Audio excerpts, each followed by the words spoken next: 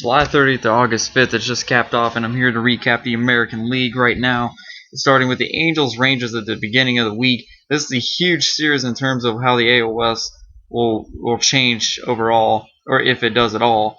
And the Angels won game one. They won 15-8. I actually thought they would lose because Irvin Santana was struggling as of late. But he actually played pretty good that game. He didn't give up too many runs. The bullpen kind of gave up a few, but I think Santana only gave up 3 or 4 runs that game. Meanwhile, Oswalt was the one getting lit, giving up 2 home runs to Kendry Morales. Morales was also the first person, or actually, no, excuse me, third player in MLB history to home run on both sides of the plate and in the same inning. And also hitting home runs were Mike Trout and Macias Turris. Yeah, you wouldn't think he would be the guy to hit a home run, but he did. Game 2 featured Jared Weaver pitching solidly in a 6-2 win over Derek Hall and the Rangers. I did predict that one as an Angels victory from the get-go. The third game, I think I was leaning toward the Rangers. I thought Darvish would win, but he was getting lit up, and it looked like. And I thought this game was really an instant classic. This was a great, great game, and if you saw it, you would know what I mean. Darvish was getting lit up by everybody, and it looked like the Angels were just going to run away with it. But the Rangers come back in the ninth inning. Ernesto Ferrari, who hasn't blown a save all season and had 5 attempts against the Rangers, I believe, hasn't blown anything, only allowed 1 hit against the Rangers until Wednesday, where Ian Kinsler hits a home run to tie it up. And then they go on to the next inning. The Angels pile up 3 runs, and I thought, okay, now the Angels have won, right? They won. Pujols hit a 2-run homer, and also hitting a home run was Chris Iannetta. No, because then Beltre, or was it Beltre? Yeah, I think it was Beltre, or either way, the Rangers got a home run. It was 10-8, and then the Rangers just kept coming back. They finally took Ferrari out. And then they brought in Isringhausen, and then Elvis Andrus would then knock in 2 more runs, and the game is over. And the Rangers won 11-10. And then on Thursday featured C.J. Wilson and Ryan Dempster getting lit up. But then the Angels bullpen did a lot worse than the Rangers bullpen at the end, which led to a 15-9 Rangers victory over the Angels. And so they would split the four games. And I thought, my take on this is that the Angels blew a huge opportunity. If they could have won that game, they would at least cut in two more games than what they did. Or actually, they didn't cut into any games at all with the outcome of the series. If they would have won that, that's 2 games. That's really a huge difference maker. But they gained nothing out of it. They would only ended up trailing one more game from that because they only won 1 out of 3 against the Chicago White Sox, and I thought that was a very good series too. But the problem is with the Angels, and much like that White Sox series, is their bullpen. The bullpen has been abysmal, and I'm not taking. And I know Greinke gave up 4 runs in the first inning of the White Sox. I think he ended up giving up 5 or 6, but. And I know the Stars haven't played that well, with the exception of today. Dan Aaron actually played solidly, with the exception of the Kevin Youkilis home run. But the bullpen needs to be fixed. And I know Scott Downs Jordan Walden is out. I think Jordan Walden's actually scheduled to come back Tuesday or sometime this week. Scott Downs, though, he's still on the 15-day DL. It could be longer, according to Mike Scioscia, but they really need him back. They also need Ibar back, but I think they can last a little bit without him. So the Angels need some help. I mean, the bullpen needs help because the Stars ain't going to play good every game. I mean, C.J. Wilson was called into a meeting by Mike Scioscia during Friday's game. So, because Scioscia knows that C.J. Wilson has to be the number 2 or number 3 guy behind Weaver and possibly Greinke. He's got to get it together, and he's got to get back to the way he was early in the season if the Angels want to make it to as far as they want to go. So that is that. The Angels, as a result, are now 6 games out of the first place. As the A's ended up passing them up, the A's have ended up taking control of second place, and they still got the wild card spot in the process. It started out by taking 2 out of 3 against the Tampa Bay Rays, and No, sorry, I take that back. They lost two out of three to the Tampa Bay Rays. My bad. But they did take 2 out of 4 against Toronto, a very high offensive team. Although Toronto Blue Jays have been struggling, so you could say that the A's blew a couple opportunities at home to really increase the lead. But the fact is that the A's did take a half game advantage over the Angels during the course. They may have already had it now that I think about it. But either way, I think the Rays could have went up because they blew it twice. They blew two ninth inning leads, although they didn't have to pay for the Friday one. They won 5-4, even though it took 15 innings. But they blew it on Saturday, having a 1-0 lead, ended up giving up in the ninth, and then they ended up losing 3-1. And then they would come up just short 6-5 today. So, but the good news with them is that they're only 5 games back now, and they're still ahead of the Rangers, or 5.5, excuse me.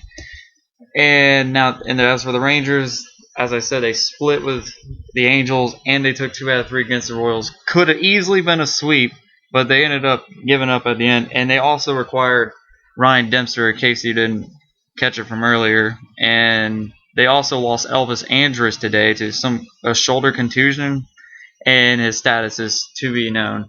But as for the Rangers for this coming week, they play Boston and they play Detroit.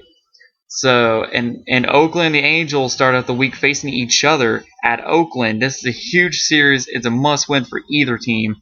Both teams better have the game up, and Oakland closes out the week playing the Chicago White Sox. Meanwhile, the Angels close out the week playing the Seattle Mariners. So you would think they would favor the Angels a little bit more, especially since the Seattle series is actually at Los Angeles. So it could favor the Angels in that light. So now we will go on to the American League Central, as the White Sox at the end of the week still have a game and a half lead. As I mentioned before, they took 2 out of 3 against the Angels, and that was the first meeting between the two teams this year. I think the White Sox hitting has been coming on, and they lost Francisco Liriano today. I forgot to mention that. They need him back, and I think the White Sox are really being underappreciated.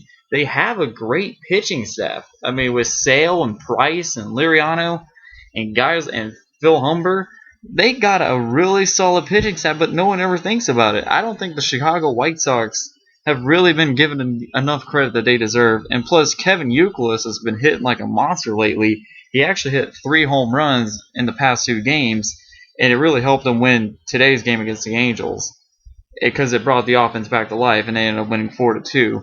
So in that retrospect, they did, and they also took 2 out of 3 against the Twins. So, and as for the Tigers, they lost the first 2 against the Boston Red Sox early in the week, but they won the last one, or they won the last 2, excuse me. And so they ended up splitting with the Boston Red Sox, and then they ended up sweeping the Indians, and it took a lot at the end. Okay, I made a mistake. They actually took only 1 out of 3 from the Red Sox, and it was that Wednesday game, 7-5, where Prince Fielder was playing great. But anyway, in that light, they beat the Indians 10-2, 6-1, and they had to come back from down 3 in the bottom of the 10th inning, and led by Miguel Cabrera, who's one of the top AL MVP candidates, and they brought him all the way back, and they won 10-8 in the final 10 innings.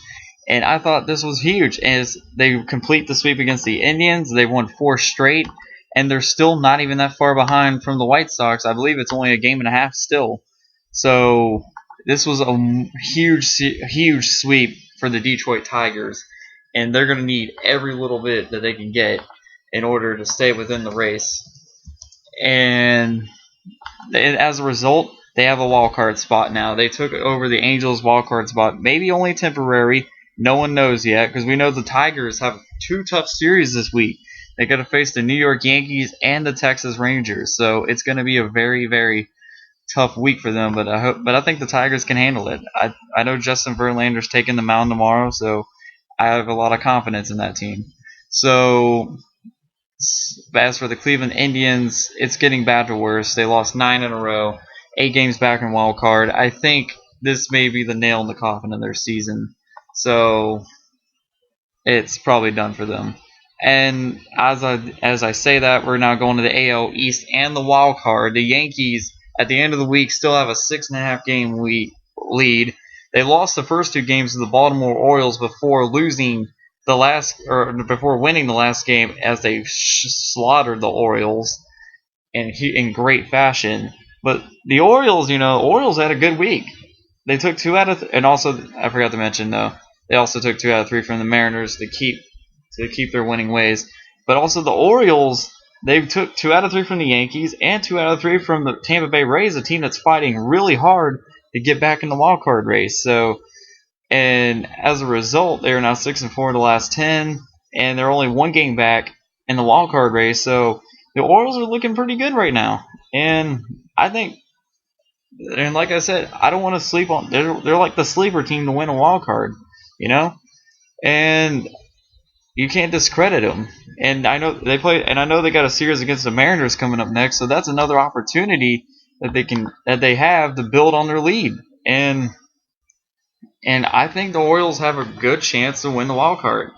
They might have to catch up to the A's or Angels. I think they'll more likely take over the A's and the Angels. I think as soon as the Angels fix their little bullpen issue, but I think you gotta like the Orioles' chances considering they have a 3 game series against the Mariners and a 4 game series against the Royals, and they're all at home, so you gotta like their chances. So, and with that light, I also have to say that the Tampa Bay Rays are getting back Evan Longoria, or at least are supposed to be getting him back no later than Tuesday, as he's supposed to be the DH. They could push it off a couple days, but I think the Rays would really love to have Evan Longoria's offensive production back. The defense has been there. The pitching's been there. The offense has not, and that has been a critical part of why they're not exactly in a wild card spot just yet. But if they can get that offense to comprehend with their pitching, they're going to be a pretty good team, and they could possibly go deep. Possibly. And that would no, I got to mention the Boston Red Sox because I think they're gonna come back, whenever I think they're gonna come back, they took 2 out of 3 from Detroit, then they lose 2 out of 3 from the Twins and almost get swept before finally winning. And I just don't know about the Red Sox. You they have a lot of talent, and they're just never consistent. They're now 4.5 back in the wild card, and I know they got to face the Texas Rangers this week, so they really got to get it going. Otherwise, they're not making the playoffs. I mean, Red Sox fans are already saying that they're probably not going to make the playoffs, but I think the Red Sox can if they ever get their act together. You know what I'm saying? I think the pitching just needs to step up. Their whole team needs to step up. They just need to find that fire that could really bring them back. But lucky for the Red Sox, they have a 4 game series against the sliding Indians, so that could help them get back in the mix of things. But it's up to them, But that is that. My series to watch for next week, I'm gonna say. I'm gonna say the A's Angels just simply for the wild card factor, and I think it's gonna be big. And I also think Texas Detroit is gonna be a huge series. It's more so for Detroit than I think for Texas, and I also think the Tigers Yankees is gonna be a huge series. My predictions, I think I'm gonna lean toward the Yankees taking 2 out of 3. No, no, no. I think I'm gonna lean toward the Tigers. I think the Tigers will win tomorrow and they'll pull another game. The A's Angels, I got 2 out of 3 for the Angels. As for the Rangers Tigers, it's at Texas. I think 2 out of 3 for Texas. I could be wrong, but that's really a toss-up guess. But that's my weekly report for the American League. Be sure to check out the National League. I'm out.